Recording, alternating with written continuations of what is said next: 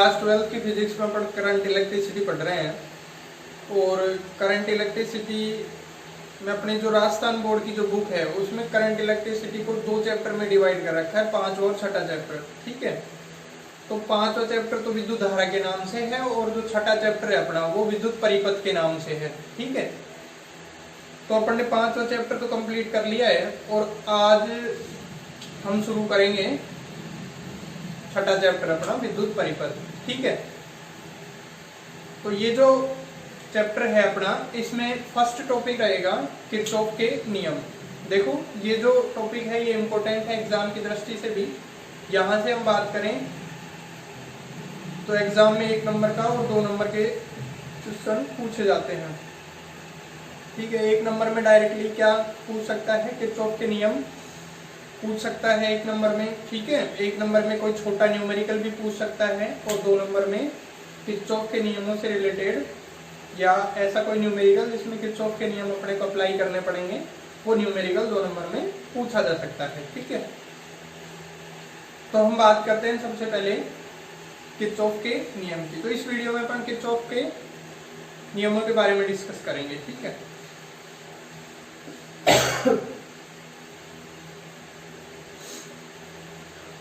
देखो किरचॉफ नामक एक साइंटिस्ट था जिसने जटिल परिपथों में विद्युत धारा और विभवांतर या हम कहें वोल्टेज का मान ज्ञात करने के लिए हमें 2 नियम दिए जिन्हें हम किरचॉफ के नियम कहते हैं।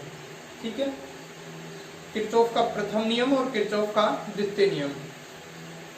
तो सबसे पहले बात करेंगे अपन किरचॉफ के प्रथम नियम की। तो देखो किरचॉफ का प्रथम नियम क्या होता है। किरचॉफ के प्रथम नियम के अनुसार, किरचॉफ के प्रथम नियम के अनुसार जटिल परिपथों में किसी संधि बिंदु पर मिलने वाली समस्त धाराओं का बीजगणितीय योग 0 होता है। दोबारा सुनिए, किरचॉफ के प्रथम नियम के अनुसार जटिल परिपथों में किसी संधि बिंदु पर मिलने वाली समस्त धाराओं का बीजगणितीय योग 0 होता है। देखो किरचॉफ के प्रथम नियम के अनुसार संधि बिंदु पर मिलने वाली समस्त धाराओं का बीजगणितीय योग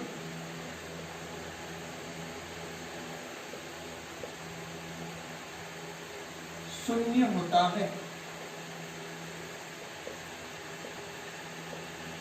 यानी कि इसको हम गणितीय रूप में लिखना चाहें तो समेशन I = 0। ठीक है, तो देखो यहाँ पे एक शब्द आया संधि बिंदु। तो ये संधि क्या होती है ये अपने को पता होना चाहिए। ठीक है, तो इसके बारे में अपन बात करते हैं। इसी के साथ 2 शब्दों के बारे में और चर्चा करेंगे। देखो एक शब्द है शाखा और एक शब्द है लूप। ठीक है, ये लूप जो शब्द है ये अपने को किरचॉफ के द्वितीय नियम में पढ़ने को मिलेगा। ठीक है, तो यहाँ पे ये तीनों शब्दों का जिक्र करें अपन तो देखो, जैसे फॉर एग्जांपल हमारे पास में ये कोई एक सर्किट है इस तरीके से। ठीक है,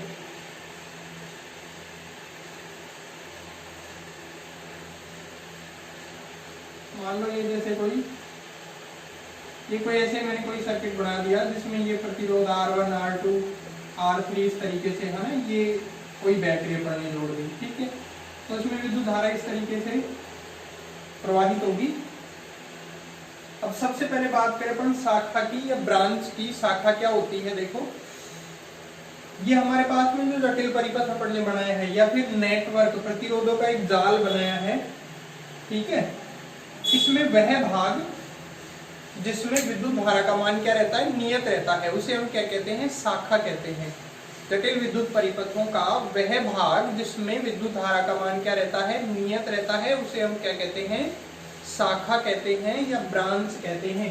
तो अब हम यहाँ पे देखें तो ये यहाँ से यहाँ तक का जो पार्ट है, यहाँ से यहाँ तक का, इसमें धारा क्या रहेगी, नियत। हम यहाँ से यहाँ तक के पार्ट की बात करें तो इसमें धारा क्या रहेगी, नियत। यहाँ से यहाँ तक के पार्ट की बात करें तो इसमें धारा क्या रहेगी, नियत। तो ये सब क्या है, ये सब शाखाएं, क्या है, ये ब्रांचेज हैं, शाखा है। ठीक है, तो शाखा का मतलब समझ में आया। अब हम बात करें संधि की, नोड पॉइंट की, तो देखो जटिल परिपथ में जहां पे 3 या 3 से अधिक शाखाएं मिलती हैं, कितनी, 3 या 3 से अधिक शाखाएं मिलती हैं, उस बिंदु को हम क्या कहते हैं, संधि बिंदु कहते हैं। तो देखो यहाँ पे अपन देखें तो 1 2 3 4 शाखाएं मिल रही हैं, तो ये बिंदु क्या हो जाएगा, संधि बिंदु। क्या हो जाएगा, ये संधि बिंदु। ठीक है, अब अपन बात करें लूप की, तो देखो लूप क्या होता है, जिसे हम पास भी कहते हैं। क्या कहते हैं, लूप या पास। ठीक है, तो लूप की बात करें तो हम जैसे प्रतिरोध, सेल, इन सबको या चालकों, इन सबको मिला करके अपन बंद परिपथ का जब निर्माण करते हैं, है ना, तो उसे हम क्या कहते हैं, लूप कहते हैं। फॉर एग्जांपल हमारे पास जैसे ये हो गया, ये क्या हो गया, एक लूप हो गया। यहाँ पे एक प्रतिरोध है, ये सेल है, इस तरीके से मिल करके, इन दो से मिल करके बंद परिपथ बन रहा है, तो इसको अपन क्या नाम देंगे, लूप। ठीक है, तो ये 3 शब्दों के बारे में अपने को पता चला कि क्या होती है संधि, क्या होती है शाखा, और क्या होता है लूप। ठीक है, अब अपन वापस अपने नियम की ओर चलते हैं। तो किरचॉफ के पहले नियम के अनुसार जटिल परिपथों में संधि बिंदु पर मिलने वाली समस्त धाराओं का बीजगणितीय योग क्या होता है, शून्य होता है। ठीक है, तो देखो यहाँ पे अपन देखें तो ये हमारे पास में संधि बिंदु है, और हम ये मान लें कि प्रतिरोध है R1, R2, R3 और R4। ठीक है, इसमें इस तरीके से धारा प्रवाहित हो रही है, इसमें I1, इसमें I2 और इसमें I3 और इसमें I4। ठीक है, तो किस तरीके से ये संधि नियम काम करता है, अप्लाई करते हैं अपन। तो देखो इसको अपने को संधि नियम को अप्लाई करने से पहले अपने को 1-2 पॉइंट और ध्यान रखने चाहिए इसके बारे में। देखो सबसे पहली बात, तो अब यहाँ पे हम ये देख रहे हैं, ये हमारे पास में संधि बिंदु है, और यहाँ पे इस संधि बिंदु पे बहुत सारी धाराएं आके मिलेंगी, जैसे I1, I2, I3, I4। ये अपन ने जस्ट एक एग्जाम्पल के रूप में लिया है। ठीक है, तो अब हम यहाँ से देखें तो देखो कुछ धाराएं तो क्या हो रही है, जैसे I1 की बात करें अपन, तो I1 जो धारा है ये तो संधि की ओर आ रही है। I2 धारा की बात कर रहे हैं तो ये संधि से दूर जा रही है। तो ये किरचॉफ का जो प्रथम नियम है, ठीक है, इसको जब हम अप्लाई करेंगे तो यहाँ पे एक बात ध्यान रखेंगे कि संधि की ओर आने वाली धारा, संधि की ओर आने वाली धारा कैसी लेते हैं, धनात्मक धारा, धनात्मक लेते हैं, और दूर जाने वाली धारा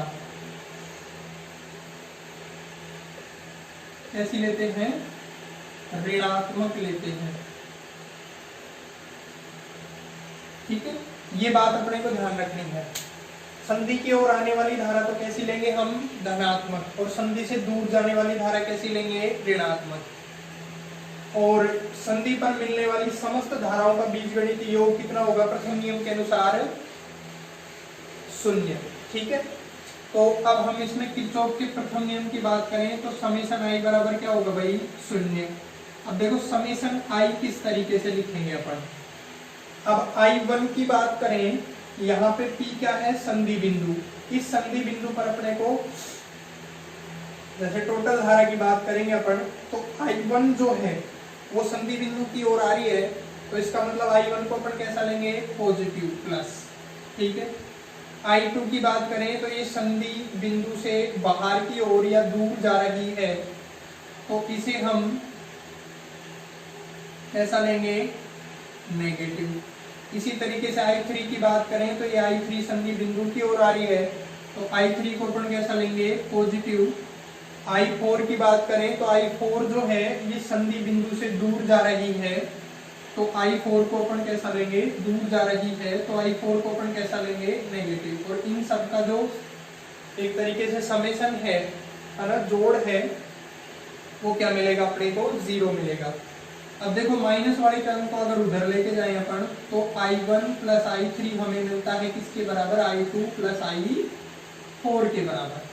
ठीक है, I1 प्लस I3 किसके बराबर मिलता है, I2 प्लस I4 के बराबर मिलता है। ठीक है, तो यहां से ये जो किरचॉफ का नियम है इसकी एक और अपन एक तरीके से इसको दूसरे रूप में किस तरीके से व्यक्त कर सकते हैं। देखो यहाँ पे अपन देख रहे हैं कि I1 और I3 तो संधि की ओर आ रही हैं और I2 और I4 संधि से दूर जा रही हैं।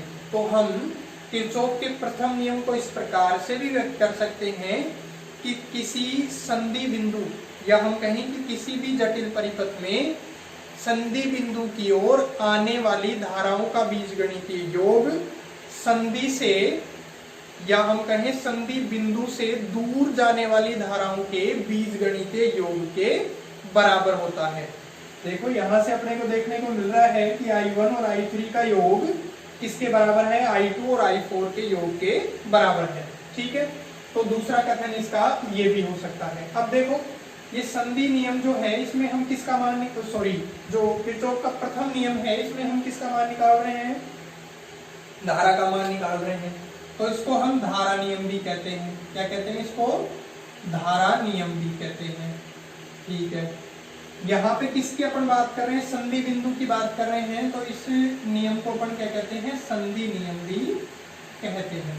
ठीक है, तो 3 नाम हो गए इसके। हम डायरेक्टली किरचॉफ का प्रथम नियम कह सकते हैं, संधि नियम कह सकते हैं और क्या कह सकते हैं, धारा नियम भी कह सकते हैं। ठीक है, तो किरचॉफ का नियम तो अपने को ध्यान रखना ही है। इसका एक ये वाला कथन और दूसरा मैंने अभी जो बताया, साथ में अपने को ये बात ध्यान रखनी है, इसे हम चिन्ह परिपाटी कहते हैं। अब देखो ये जो किरचॉफ का नियम है ये आवेश संरक्षण नियम पर आधारित है। इस पर आधारित है, आवेश संरक्षण नियम पर आधारित।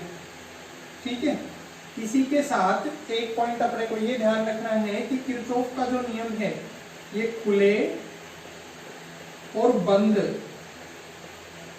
परिपथों के लिए काम करता है, यानी कि खुले परिपथ के लिए भी काम करता है और बंद परिपथ के लिए भी काम करता है। ठीक है, आवेश संरक्षण नियम का इसमें क्या होता है, पालन होता है। क्योंकि अभी अपन ने देखा था कि जैसे फॉर एग्जांपल हमारे पास में इस तरीके से ये 3 शाखाएं हैं, इसमें I1 या फिर हम इस तरीके से कहें इसमें 2 एम्पियर, इसमें 3 एम्पियर, और इस तरीके से धारा अगर जाएगी तो 2 और 3 मिलकर के कितनी, 5 एम्पियर इसमें से जाएगी।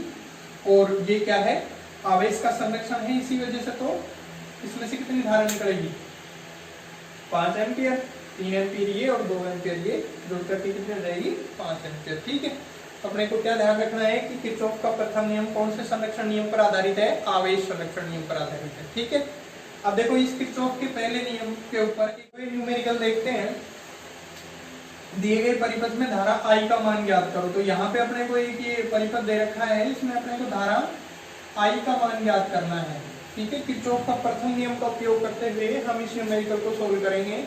देखो यहाँ पे हमारे पास संधि बिंदु है, इनको हम नाम दे देते हैं। एक संधि बिंदु ये P, इसको नाम दे दिया Q, इसको नाम दे दिया R। तो देखो किस तरीके से सोल्व करेंगे इसको, किरचॉफ के प्रथम नियम से, किरचॉफ के प्रथम नियम से समेशन। अब देखो इन तीनों संधि बिंदुओं के लिए लगाएंगे अपन, संधि बिंदु P के लिए सबसे पहले, संधि बिंदु P के लिए समेशन I बराबर कितना होता है, 0। अब संधि बिंदु P के लिए समेशन I की बात करेंगे तो देखो 3 एम्पियर धारा संधि बिंदु की ओर जा रही है तो 3। ठीक है, कैसा आएगा, पॉजिटिव। ये 1.5 एम्पियर संधि से दूर जा रही है तो ये कैसा आएगा, नेगेटिव।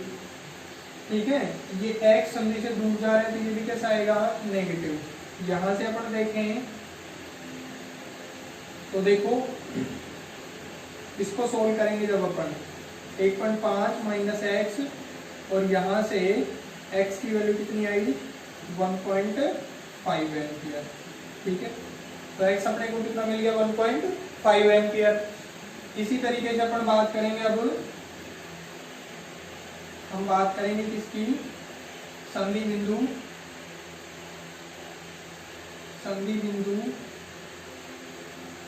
Q के लिए।